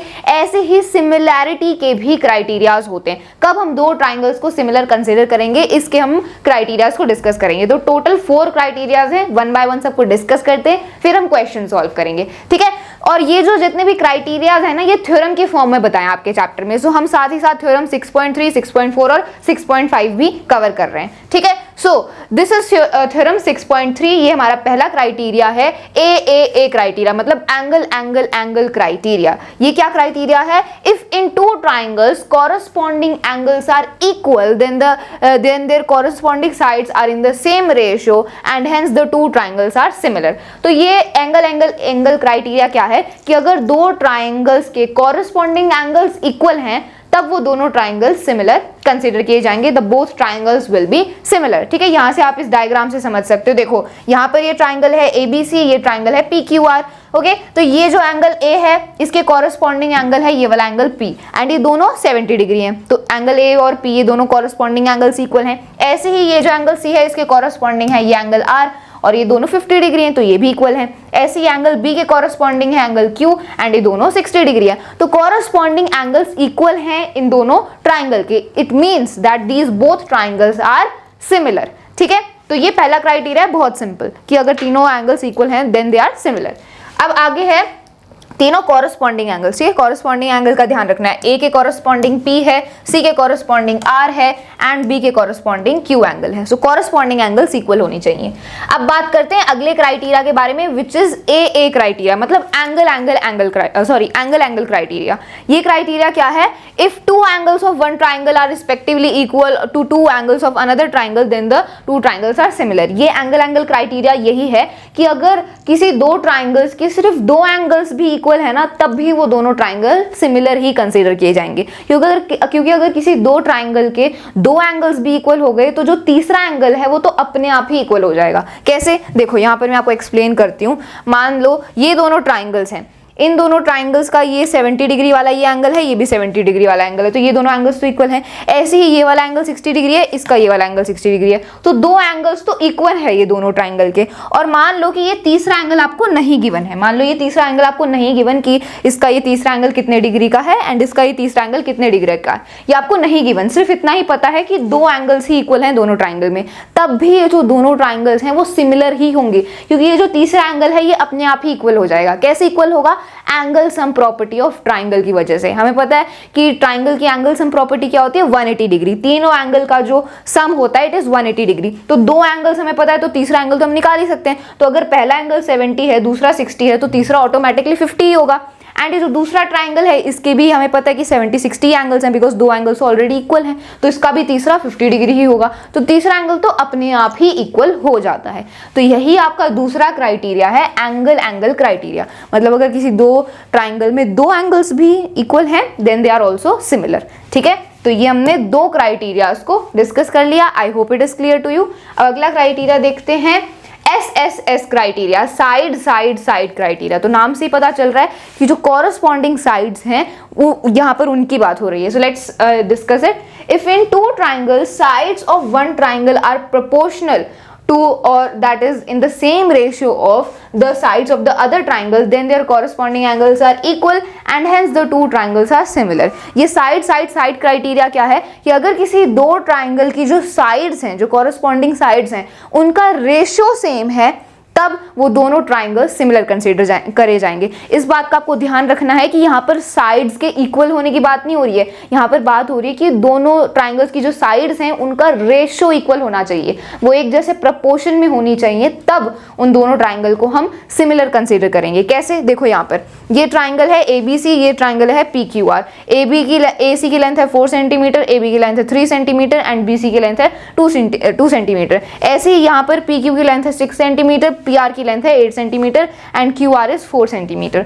तो क्या इन दोनों ट्राइंगल की जो साइड्स हैं उनका रेशियो इक्वल है? अगर तीनों साइड्स का रेशियो इक्वल आएगा then the both triangles are similar. Let's see. तो देखो ये जो AB साइड है इस ट्राइंगल में एंड इस ट्राइंगल में ये जो PQ साइड है, ये दोनों कॉरस्पॉन्डिंग साइड्स हैं, इनका रेशियो देखते हैं। तो ये 3 सेंटीमीटर है, ये 6 सेंटीमीटर है, तो दोनों का रेशियो क्या आएगा? दोनों का रेशियो आएगा 3/6 एंड इसको हम कैंसिल करेंगे तो 1/2, ये आ गया 1:2।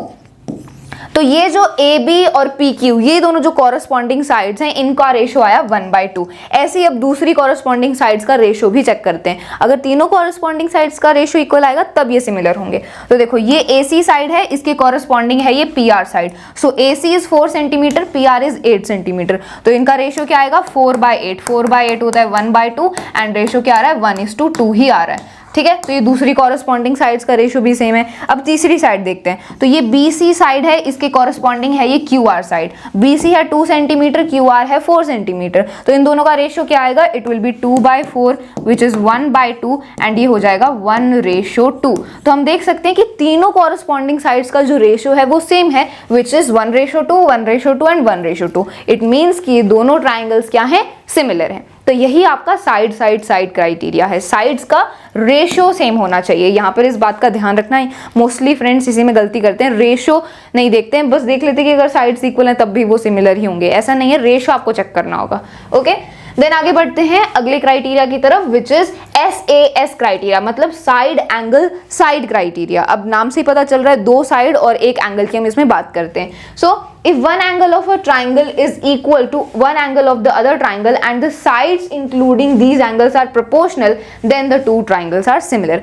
SAS side angle side criteria में क्या होता है कि अगर दो ट्राइंगल के एक एंगल इक्वल है एंड वो एंगल जिन दो साइड से बन रहा है, तो और अगर वो दोनों साइड्स भी प्रोपोर्शनल हैं, तब वो दोनों ट्राइंगल सिमिलर माने जाएंगे SAS क्राइटेरिया से। यहाँ पर आप देख सकते हो कि ये इस ट्राइंगल में ये ABC ट्राइंगल है, ये PQR ट्राइंगल है, इसमें ये वाला जो एंगल A है एंड ये जो एंगल P है, ये दोनों एंगल इक्वल है 50 डिग्री 50 डिग्री।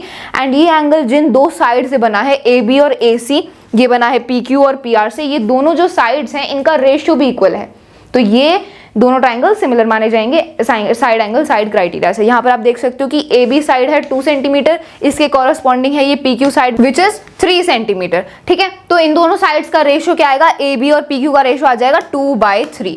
ठीक है, सो ये रेशियो आ गया 2:3, तो इन दोनों साइड्स का रेशियो 2:3 है। अब ये AC वाली साइड एंड ये PR वाली साइड, ये दोनों कॉरस्पॉन्डिंग है, तो इनका रेशियो क्या आएगा, ये 4 सेंटीमीटर है, ये 6 सेंटीमीटर है, सो 4/6, इसको कैंसिल कर देंगे तो ये आ जाएगा 2/3 एंड रेशियो आएगा 2:3। तो ये दोनों जो साइड्स है ना, ये AB साइड एंड ये PQ साइड और ये AC साइड और ये PR साइड, इन दोनों का रेशियो भी इक्वल है। रेशियो इक्वल है, हमें पता है 2:3 है, तो दोनों साइड्स प्रोपोर्शनल है ट्राइंगल की एंड जो उनके बीच वाला जो एंगल है वो इक्वल है, ये दोनों साइड्स के बीच वाला एंगल इक्वल है, तब ये दोनों ट्राइंगल सिमिलर माने जाएंगे साइड एंगल साइड क्राइटेरिया से। ठीक है, तो सिंपल है, हमने टोटल 4 क्राइटेरियाज डिस्कस कर लिए, बहुत ही सिंपल हैं, इसमें ऐसा कुछ भी डिफिकल्ट नहीं है। तो अब हम क्वेश्चन सॉल्व करेंगे तो आपको और अच्छे से क्लियर हो जाएगा। So now let's solve some questions.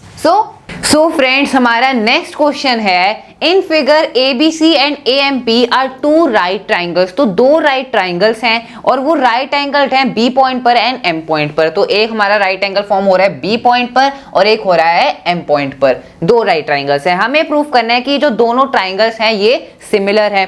दूसरा पार्ट है इसका CA/PA is equal to BC/MP। तो ये एक टाइप से हमें जो कॉरस्पॉन्डिंग साइड्स हैं हमें उनका रेशियो भी इक्वल प्रूफ करना है। तो देखो, अगर हम यहाँ पे अपना इन दोनों राइट ट्राइंगल्स को सिमिलर प्रूफ कर देंगे तो ऑब्वियसली ये तो हमारा ऑटोमेटिकली इनके साइड्स का कॉरस्पॉन्डिंग साइड्स का जो रेशियो है वो भी अपने आप ही इक्वल हो जाएगा। तो मेरा यहाँ पे मेन मोटिव है पहले पार्ट को सॉल्व करना, दोनों राइट ट्राइंगल्स को सिमिलर प्रूफ करना।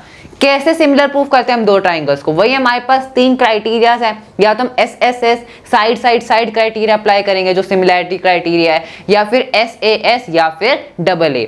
तो देखो, सबसे पहले आप इन दोनों ये जो हमारे ट्राइंगल्स हैं इन्हें ऑब्जर्व करो। सबसे पहले मैं इन्हें अलग से ड्रॉ कर देता हूं। तो देखो, एक तो ट्राइंगल है ABC, तो इसे यहां पे मैंने ड्रॉ कर दिया।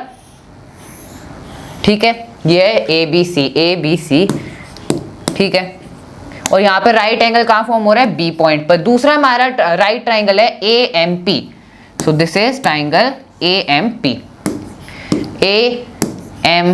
ये राइट एंगल कहाँ फॉर्म हो रहा है, M पॉइंट पर। यहाँ पे हमारा राइट एंगल फॉर्म हो रहा है। अब फ्रेंड्स देखो, ये जो हमारे दोनों राइट एंगल हैं, दोनों राइट ट्राइंगल हैं सॉरी, तो यहाँ पर राइट एंगल कहाँ फॉर्म हो रहा है, एक तो B पॉइंट पर और एक M पॉइंट पर। तो इसका मतलब angle B is equal to angle M, है ना, क्योंकि दोनों ही क्या है 90 डिग्री के इक्वल हैं, तो एंगल B और एंगल M क्या हो गया, इक्वल हो गया। सो यहाँ पे आप सबसे पहले लिखोगे in triangle ABC and triangle AMP angle B is equal to angle M, और रीजन है बोथ 90 डिग्री।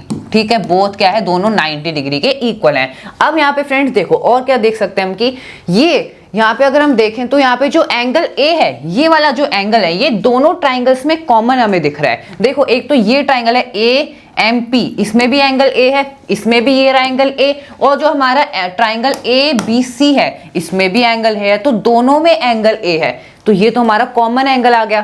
तो angle A is equal to angle A, reason क्या है? कॉमन। तो ये तो बहुत इजीली हमने यहाँ पर इनको सिमिलर प्रूफ कर दिया। इसे रब कर देते हैं, ये हमने इजीली यहाँ पे मैं जो डायग्राम ड्रॉ करे इससे हमें समझ आया, ठीक है, क्योंकि यहाँ पे थोड़ा कंफ्यूजिंग सा आपको लग सकता है तो अलग से इनको ड्रॉ कर लो। तो यहाँ पे हमने दो एंगल्स हो गए, दो एंगल्स यानी कि एंगल एंगल सिमिलैरिटी क्राइटेरिया से, एंगल एंगल सिमिलैरिटी क्राइटेरिया से हमने इन दोनों राइट ट्राइंगल्स को क्या कर दिया, हमने यहाँ पे इनको सिमिलर प्रूफ कर दिया। तो यहाँ पे कौन सा सिमिलैरिटी क्राइटेरिया है? एंगल एंगल, ठीक है। तो आप प्रॉपर स्टेटमेंट्स लिखोगे। सबसे पहले आपको लिखना है क्या गिवन है, क्या आपको प्रूफ करना है, उसके बाद आप यहाँ पे जो लिखना है आपको कि रीजंस आपको देने हैं, रीजन देना बहुत ज्यादा यहाँ पे इंपॉर्टेंट है, और फिर आपको लिखना है these both triangles are similar by angle angle similarity criteria. अब फ्रेंड्स इस क्वेश्चन का दूसरा पार्ट है CA upon PA is equal to BC upon MP, तो इसको रब कर देते हैं। अब नए पार्ट को देखो, CA upon PA is equal to BC upon MP, तो CA कहाँ पे है? CA ये रहा हमारा CA अपॉन MP कहाँ है? ये रहा। तो इसको पहले तो अलग से ड्रॉ करना पड़ेगा, नहीं तो कंफ्यूजन हो रहा है हमें। तो देखो एक तो ये हमारा और एक ये हमारा ट्राइंगल है, ठीक है, ये हमारा ABC, ये हमारा AMP, यहाँ पे राइट ट्राइंगल हो रहा है और एक यहाँ पे राइट एंगल बन रहा है। तो CA अपॉन PA, CA कहाँ है? ये अपॉन PA।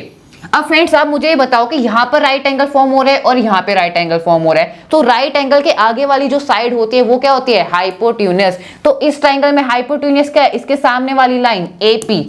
इसकी हाइपोटेन्यूस क्या है? इसके सामने वाली साइड ये। तो यहाँ पर AC एंड AP क्या है? ये दोनों कॉरस्पॉन्डिंग साइड्स हैं, और अभी हमने इन दोनों ट्राइंगल्स को क्या करा? सिमिलर प्रूफ करा, और ये दोनों ट्राइंगल सिमिलर है, इसका मतलब कॉरस्पॉन्डिंग साइड्स का रेशियो क्या है? इक्वल है।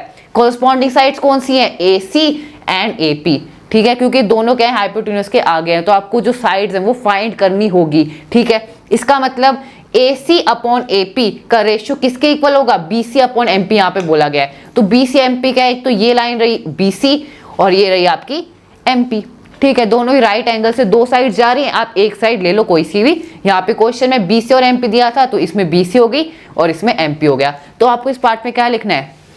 देखो यहाँ पे आपको कुछ भी नहीं करना है, सबसे पहले आपको यही सेम की सेम चीज यहाँ पे लिखनी है, आंसर में ये लिखना है और इसका रीजन देना है, ये इसका रेशियो इक्वल क्यों है?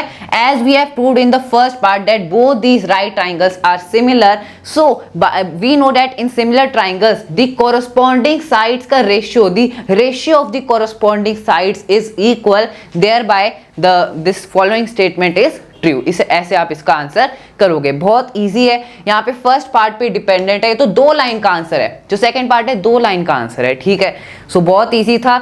यहाँ पर हमने मेन पार्ट तो ये था कि आपको इन दोनों राइट ट्राइंगल्स को सिमिलर प्रूफ करना था, जो कि हमने कर दिया by the angle angle similarity criteria, ठीक है। So friends now let's move on. I hope आपको क्वेश्चन समझ आ गया है। सो अब आगे बढ़ते हैं to the next question. So friends next question discuss करते हैं। सो नेक्स्ट क्वेश्चन है a vertical pole of length 6 meter cast a shadow 4 meter long on the ground and at the same time a tower cast a shadow 28 meter long. Find the height of the tower. ठीक है, तो देखो एक vertical पोल है, ठीक है, उस vertical पोल की लेंथ कितनी है? उस वर्टिकल पोल की लेंथ है 6 मीटर। अब ये जो वर्टिकल पोल जो 6 मीटर इसकी लेंथ है, इस पर एक ये अपनी एक शैडो बना रहा है और उसकी लेंथ कितनी है? 4 मीटर है, ठीक है। So let's say this is the vertical pole, ये वर्टिकल पोल है, ये 6 मीटर लॉन्ग है, ठीक है। अब इसकी जो शैडो बन रही है, यहाँ पर शैडो तो नीचे ग्राउंड पर बनती है, क्योंकि मान लो सन यहाँ पर है तो ये पोल है, तो इसकी शैडो ऐसे ग्राउंड पर बनेगी। तो शैडो की लेंथ कितनी है? 4 मीटर है। सो दिस इज 4 मीटर, ठीक है। तो अब इसको हम ज्वाइन कर देंगे तो ऐसे एक ये ट्राइंगल बन जाएगा, ठीक है। इस ट्राइंगल को हम नाम दे देते हैं। सो let's say this is A, this is B and this is C, ठीक है। ये वर्टिकल पोल है 6 मीटर लॉन्ग, इसकी शैडो है 4 मीटर लॉन्ग। तो अब यहाँ पर ये ट्राइंगल बन गया ABC। अब आगे क्या बोला है? And at the same time a tower cast shadow, और उसी टाइम पर एक टावर भी है, मान लो ये टावर है, ठीक है, दिस इज द टावर। ये टावर भी एक शैडो बना रहा है और वो शैडो कितनी लंबी है, 28 मीटर लॉन्ग है। सो द शैडो इज, ये जो शैडो बनेगी ग्राउंड पर, ये कितनी है, ये 28 मीटर लॉन्ग है। ठीक है, तो हमें क्या करना है, find the height of the tower. हमें इस टावर की हाइट फाइंड आउट करनी है। टावर की हाइट हमें नहीं बताई, हमें इसकी हाइट फाइंड आउट करनी पड़ेगी। ठीक है, तो इसको हम ज्वाइन कर देते हैं, तो यहाँ से ये ट्राइंगल बन जाएगा, ऐसे यहाँ पर भी ये ट्राइंगल बन गया। तो हमें ये टावर की हाइट को फाइंड आउट करना है। तो इस ट्राइंगल को भी नाम दे देते हैं, let's say this is triangle DE and F। ठीक है, ये हमने नाम दे दिया DEF। अब हमें क्या करना है, DE की लेंथ फाइंड आउट करनी है, टावर की लेंथ को फाइंड आउट करना है। कैसे फाइंड आउट करेंगे, देखो यहाँ पर अगर हम इन दोनों ट्राइंगल्स में बात करें तो सबसे पहले मैं लिखती हूँ इन triangle ABC and triangle DEF। तो इन दोनों ट्राइंगल में जो एंगल B है और एंगल E है, ये दोनों एंगल इक्वल होंगे। इक्वल क्यों होंगे, बिकॉज ये दोनों 90 डिग्री एंगल है। हमें पता है कि जो वर्टिकल पोल है वो सीधा खड़ा होगा, ग्राउंड पे सीधा खड़ा होगा, और जो शैडो है वो ग्राउंड पर बनेगी, तो बीच में एंगल कितना होगा, 90 डिग्री का होगा। सो ये एंगल B भी 90 डिग्री है एंड ये जो एंगल E है ये भी 90 डिग्री है। सो हम लिख सकते हैं कि ट्राइंगल ABC और ट्राइंगल DEF में एंगल B और E इक्वल है। Reason is both are 90 degree. So we can write angle B is equal to angle E and bracket में आप रीजन लिख दोगे बोथ 90 डिग्री। ठीक है, अब ये दोनों एंगल्स इक्वल हैं। अब इन दोनों ट्राइंगल्स में ये जो एंगल C और एंगल F है ना, ये दोनों एंगल भी इक्वल होंगे। ये दोनों एंगल क्यों इक्वल होंगे, देखो इन दोनों एंगल्स को हम बोलते हैं angle of elevation. Angle of elevation के बारे में हम चैप्टर 9 में और अच्छे से पढ़ेंगे। अभी के लिए इतना समझ लो कि ये जो एलिवेट हुआ है ना, ये जो एलिवेशन है, इसी को एंगल ऑफ एलिवेशन बोला जाता है। तो ये दोनों एंगल्स इक्वल क्यों होंगे, बिकॉज यहाँ पर हमें क्वेश्चन में बताया है कि दोनों वर्टिकल पोल और ये जो शैडो है, जो वर्टिकल पोल है और जो टावर है, इन दोनों की जो शैडो बन रही है वो सेम टाइम पर बन रही है। मतलब जब सूरज इस पर पड़ रहा है वर्टिकल पोल पर और जब इसकी शैडो बन रही है, तो जिस टाइम पर इसकी शैडो बन रही है उसी टाइम पर इस टावर की भी शैडो बन रही है। तो अगर सेम टाइम पर इन दोनों की शैडो बन रही है तो जो एंगल ऑफ एलिवेशन होगा, ये जो डिस्टेंस होगा, दिस विल बी सेम। इसीलिए angle C and F will be equal. The same angle of elevation will be there because the shadow is formed at the same time. ठीक है, so यहाँ से हम लिख सकते हैं angle C is equal to angle F।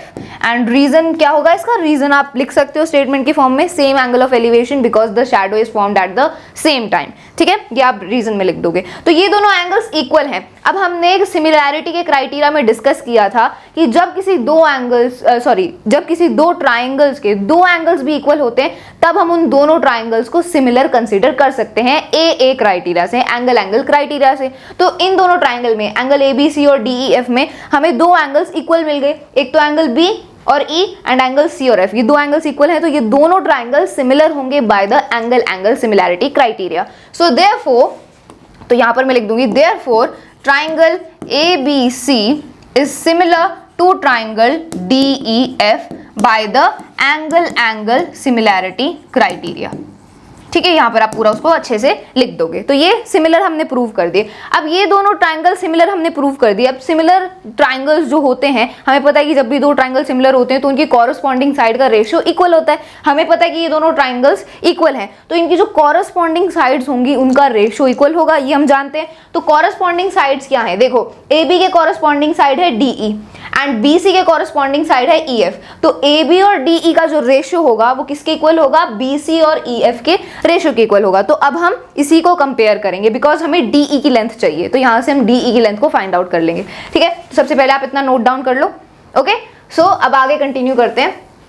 तो हमें पता है both these triangles are similar. We know that यहां पर आप लिख दोगे, we know that similar triangles में क्या होता है, जो साइड्स का रेशियो है वो इक्वल होता है। तो साइड कौन सी AB और DE का जो रेशियो होगा, AB और DE का जो रेशियो होगा, it will be equal to the ratio of BC and EF।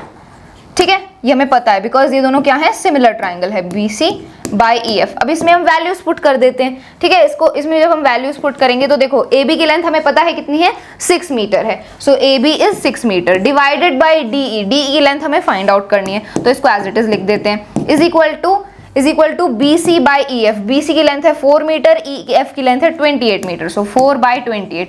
अब इसको सॉल्व कर लेते हैं। ठीक है, तो ये 4 1 जा 4 एंड दिस विल बी 7 जा, सो ये आ गया 1/7। अब हमें DE की लेंथ चाहिए तो हम क्रॉस मल्टीप्लाई कर लेते हैं, ये ऐसे क्रॉस मल्टीप्लाई हो जाएगा। तो क्रॉस मल्टीप्लाई करने के बाद क्या आएगा, देखो 7 6 से मल्टीप्लाई हो जाएगा एंड DE इंटू 1 तो DE ही होता है, तो DE की लेंथ आ जाएगी हमारे पास 6 इंटू 7 कितना होता है 42 होता है। सो DE की लेंथ आ गई हमारे पास 42 मीटर।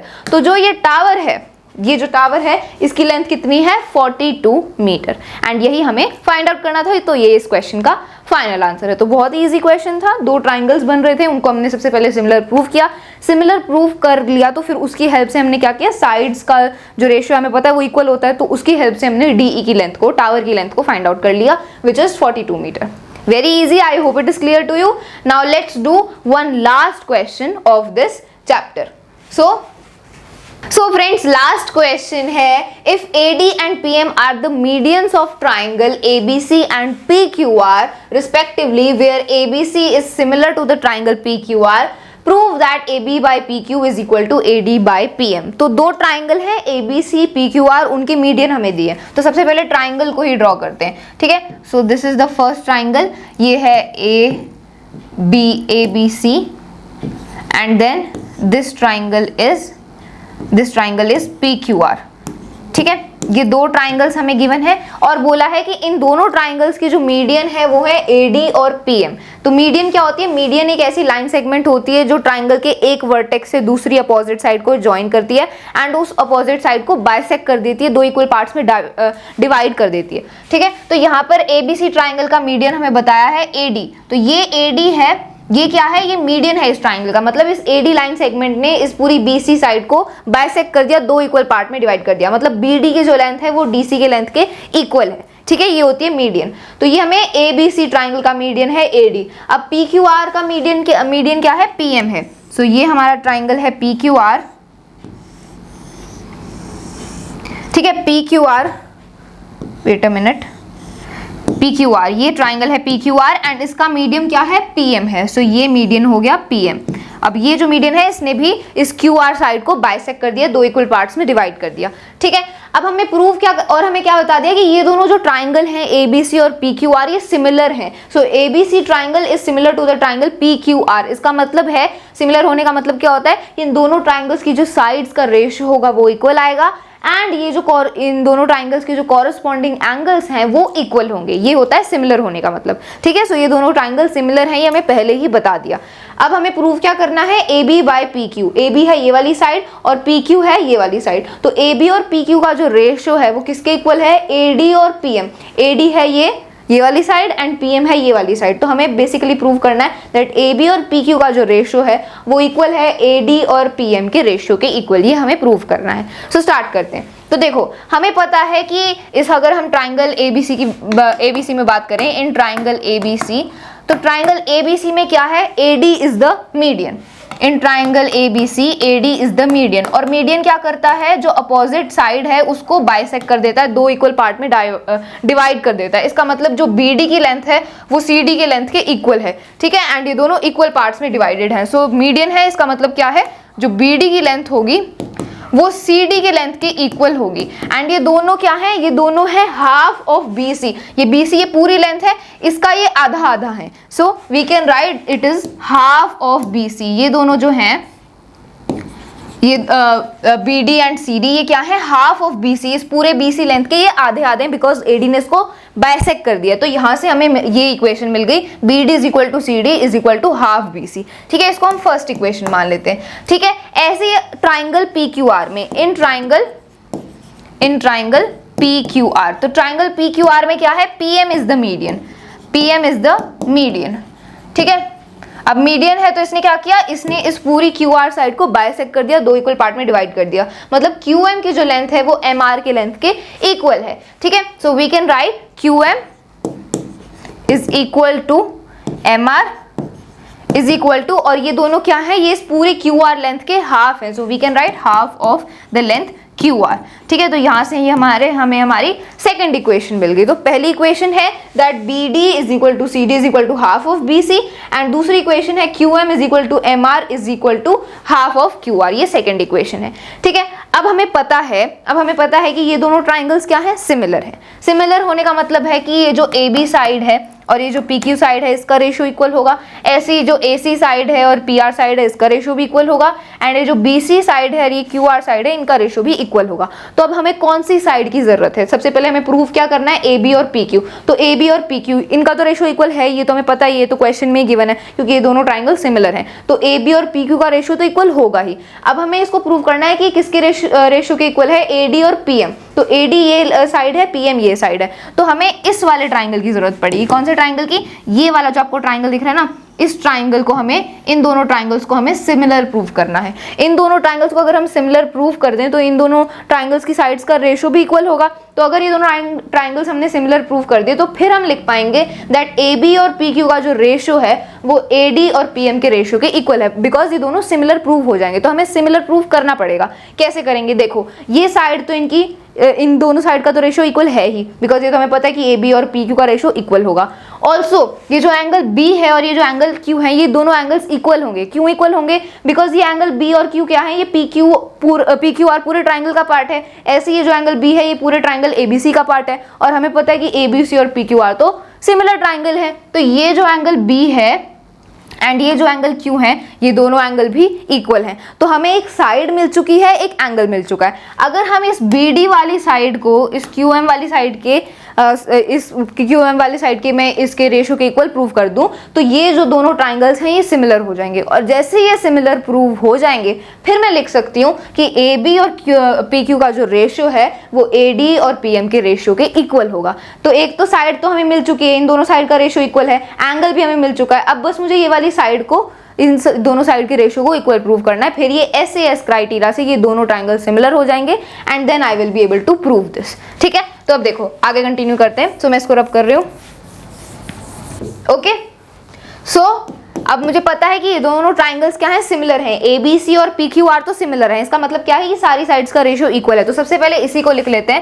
सारी साइड्स का इक्वल रेशियो इक्वल है। तो AB और PQ का जो रेशियो है it will be equal to the ratio of BC and QR and it will be equal to AC and PR। इन दोनों, इनके रेशियो के इक्वल होगा। ठीक है, ये हमें पता है बिकॉज ये दोनों ट्राइंगल सिमिलर हैं। तो अभी हमें क्या चाहिए? हमें इतना तो पता है कि AB PQ कि इनका जो रेशियो है वो इक्वल है एंड ये तो हमें चाहिए भी। सो दिस इज ऑलरेडी गिवन। अब हमें चाहिए AD और PM ये वाली साइड चाहिए। तो इसको हम नहीं ला सकते, तो हमें क्या करना होगा? हमें इस QM और BD वाली साइड को इसके रेशियो को इक्वल प्रूव करना होगा। इससे ये दोनों ट्राइंगल सिमिलर हो जाएंगे। फिर हम लिख पाएंगे AD और PM। ये मैंने आपको समझा दिया। तो मुझे क्या करना है अभी? BD और QM को, इनके रेशियो को इक्वल प्रूव करना है AB और PQ के।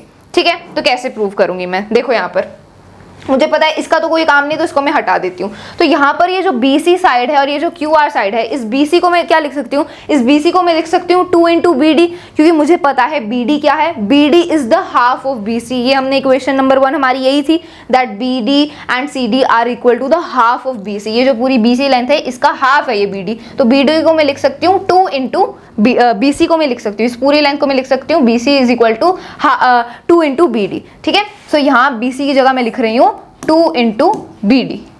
ठीक है, ऐसे ही ये जो QR है, QR को मैं लिख सकती हूँ, ये जो पूरी QR है इसको मैं लिख सकती हूँ 2 into QM, क्योंकि ये QM को मैं अगर डबल कर दूँ तो QR आ जाएगा। तो QR की जगह मैं लिख रही हूँ 2 into QM। ठीक है, अब ये 2 यहाँ से कैंसिल हो जाएगा, तो मेरे पास क्या आएगा? AB by PQ is equal to BD by QM। ठीक है, तो ये मान लो ये हमारी थर्ड इक्वेशन होगी। तो अब हमें यहाँ पर हमें दिख गया कि ये जो हमने यहाँ पर प्रूव कर दिया कि ये जो AB और PQ का रेशियो है ये BD और QM के रेशियो के इक्वल है। ये हमने प्रूव कर दिया। तो दो साइड्स इक्वल हो गई और हमें पता है कि एंगल B और एंगल Q तो इक्वल है ही, because they are the part of similar triangle. तो यहाँ पर मैं लिख देती हूँ angle B is equal to angle Q because they are the angles of similar triangle. ठीक है, यहाँ पर आप लिख दो एंगल्स ऑफ सिमिलर ट्राइंगल, ये पूरी स्टेटमेंट आ जाएगी। ठीक है, इसलिए ये दोनों एंगल्स इक्वल हैं। तो दो साइड्स का रेशियो इक्वल है एंड एक एंगल इक्वल है। इसका मतलब क्या है? इसका मतलब है that angle ADB and angle PMQ are similar. तो यहां से मैं लिख सकती हूं that so therefore triangle ADB is similar ADB is similar to triangle PMQ PMQ। अब ये दोनों ट्राइंगल सिमिलर प्रूव हो चुके हैं, तो अब मुझे पता है कि इनकी कॉरस्पॉन्डिंग साइड्स का रेशियो इक्वल होगा ही। इसका मतलब जो AB और PQ का जो रेशियो आएगा वो AD और PM के रेशियो के इक्वल होगा। तो इसको हम लिख देते हैं, AB एंड PQ का जो रेशियो है it will be equal to the ratio of AD and PM, and यही हमें प्रूव करना था, सो हेंस प्रूव्ड। ठीक है, यही हमें प्रूव करना था, यहाँ पर लिखा भी हुआ है। We have to prove that AB और PQ का जो रेशियो है वो AD और PM के रेशियो के इक्वल है, ये हमने प्रूव कर दिया।